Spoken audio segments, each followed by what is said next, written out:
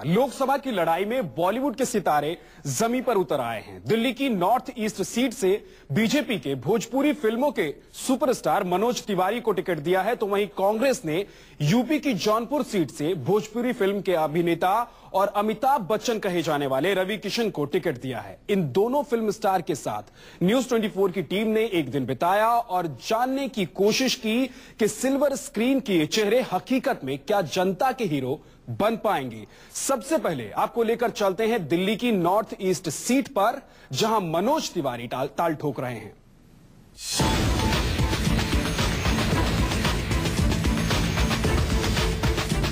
दिल्ली की north east seat पर है कांटे की टक्कर।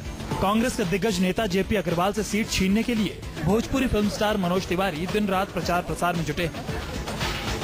मोदी की लहर पर सवार बीजेपी उम्मीदवार मनोज तिवारी को कांग्रेस उम्मीदवार जेपी अग्रवाल के साथ साथ आम आदमी पार्टी के प्रोफेसर आनंद से भी कड़ी टक्कर मिल रही है।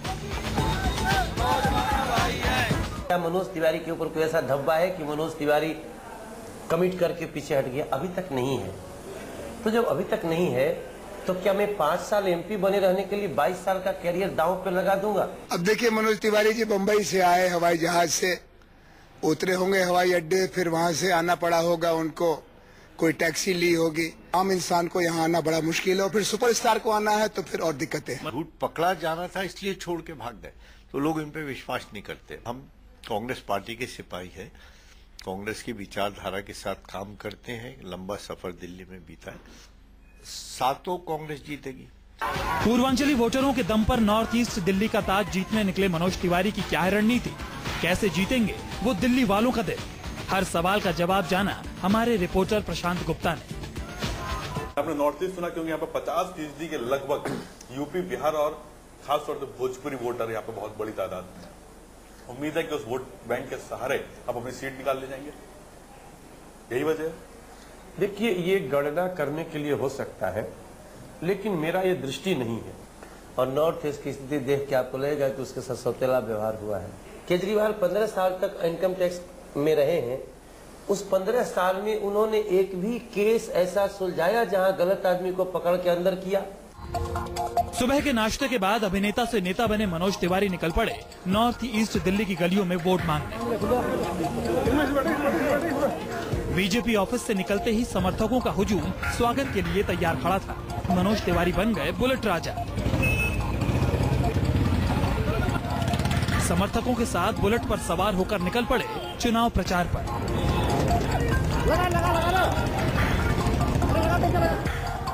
फिल्मी अंदाज में वोट मांग रहे मनोज तिवारी भूल गए कि सड़क पर बाइक पर सवारी के दौरान हेलमेट पहना जाता है। ना तो मनोज तिवारी हेलमेट पहने थे और ना ही उनके समर्थकों ने।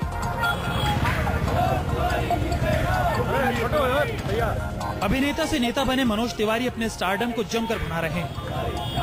ये स्टंट तो नहीं है ना? स्टंट सर, जो मुझे जानता है वो जानता है, स्टंट नहीं है। जो मुझे जानता है उसको पता है कि मनोज तिवारी यही है। मनोज तिवारी एक जमीनी नेता के तौर पर दिखाई दे रहे हैं। यहाँ पर वो आम पब्लिक के साथ सीधे तौर पर संवाद करने की कोशिश कर रहे हैं। पदयात्रा में भी उन्होंने ऐसे ही किया था और आज सड़क पर गुजरते हुए उन्होंने लंगर देखा तो वहाँ पर भी रुककर उन्होंने 1-2 पूड़ी खाने से कोई गुरेज नहीं करा। लोगों से मिलते हुए मनोज तिवारी सिखों के कार्यक्रम में शिरकत करते हैं। भारत माता है पीड़ा में, ये भीड़ पीड़ा की मूरत है, सारा देश पुकार रहा है, अब मोदी की जरूरत है। चुनाव प्रचार के लिए मनोज तिवारी हर वो अखंड अपना रहे हैं जिससे वोट हासिल कर सकें, वोटरों का दिल जीत सकें। आपने सुबह पदयात्रा की, अब बाइक पर, इससे पहले आप सिख समाज के बीच में बैठे, और क्या क्या तरीके हैं? जो जहाँ बुलाता है चला जाता हूँ। मैं सबका सम्मान करता रहा हूँ और करते रहूंगा। लोगों से मिलते हुए मनोज तिवारी का रोड शो मेन सड़क से होते हुए नॉर्थ ईस्ट दिल्ली की तंग गलियों में दाखिल होता है और फिर शुरू होती है नेतागिरी। दिल्ली की तंग गलियों में घूम रहे मनोज तिवारी को देखने के लिए लोगों का तांता लग गया। सुबह 8 बजे से ही मनोज तिवारी अपना कैंपेन स्टार्ट कर देते हैं। ब्रह्मपुरी इलाके में है, क्योंकि गलियां छोटी छोटी हैं, पतली पतली हैं, इसलिए वो गाड़ी से नहीं आ सकते, पद यात्रा शुरू कर देते। मनोज जी, सुबह 8 बजे से आपको कैंपेन स्टार्ट? जी, समय बहुत कम है और मैं समझता हूं कि सुबह सुबह से शुरू हो जाता है तो रात 2 बजे तक थोड़ा कवर हो जाता है। मनोज तिवारी की नजर किन वोटरों पर है? मेरे वोटरों में कोई भेदभाव नहीं है। नॉर्थ ईस्ट के जितने वोटर हैं, जितने मतदाता हैं, वो हमारे वोटर हैं और हमें उनका प्यार चाहिए और मिलेगा मुझे। नॉर्थ ईस्ट दिल्ली में मनोज तिवारी पिछले कई दिनों से इसी तरह डोर टू डोर प्रचार कर रहे हैं। जहां भी मनोज तिवारी का काफिला जा रहा है, उनका फूल मालाओं से स्वागत हो रहा है। लेकिन इस भीड़ को मनोज तिवारी वोट में बदल पाएंगे, ये 10% का सवाल है। जो भी है बीजेपी को वोट डलेगा वो मोदी की शक्ल पे डलना है। यहाँ पे जेपी अग्रवाल के पहले जयप्रकाश अग्रवाल कांग्रेस के सांसद, उन्होंने काम नहीं करवाया क्या? भाई उन्होंने कुछ नहीं किया, हम कह रहे कुछ नहीं किया। उनको तो 5 साल में देखा भी नहीं, कई दफे आए कई दफे नहीं आए। हमारी जो बीजेपी काम कर रही है और हमारा जो झाड़ू वाले सफाई वाले बहुत अच्छा काम कर रहे हैं। लोगों के हुजूम से मिलते मिलते बीजेपी उम्मीदवार मनोज तिवारी का काफिला आगे बढ़ गया। दिल्ली का मौसम आज सुबह से ही खराब है, बारिश हो रही है, लेकिन मनोज तिवारी की पदयात्रा जारी है। घर घर जाकर डोर टू डोर कैंपेन करता है मनोज तिवारी। मनोज जी, आपकी जगह जगह पर लोग रुक के टीका लगा रहे हैं, फूल मालाएं पहना रहे हैं, ये स्टार वैल्यू काम कर रही है यहाँ पर? नहीं, बिल्कुल नहीं। ये मुझे लगता है कि एक तो जो सपना ये लोग देख रहे हैं भविष्य का, 10 साल की निराशा कान देख रहे हैं नरेंद्र मोदी के प्रधानमंत्री बनने के सपने में, और उसकी प्रतिमूर्ति दिख रही है कि मैं उनका एक दूत हूँ। दिन भर की थकान और बारिश में भीगने के बाद मनोज तिवारी समर्थकों के घर कुछ देर आराम करते हैं। सूरज डूबने के बाद फिर से शुरू होता है अभिनेता से नेता बने मनोज तिवारी का प्रचार अभियान।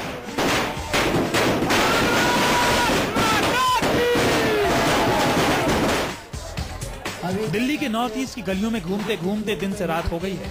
वक्त कम है, इसलिए मनोज तिवारी सुबह से लेकर देर रात तक प्रचार में जुटे हैं। दिन से ज्यादा रात में प्रचार पर जोर दिया जा रहा है, क्योंकि नॉर्थ ईस्ट दिल्ली में करीब 50% वोट पूर्वांचल के लोगों का है। चौराहे पर मंच सजा तो भीड़ देख मनोज तिवारी के अंदर का गायक भी जाग उठा।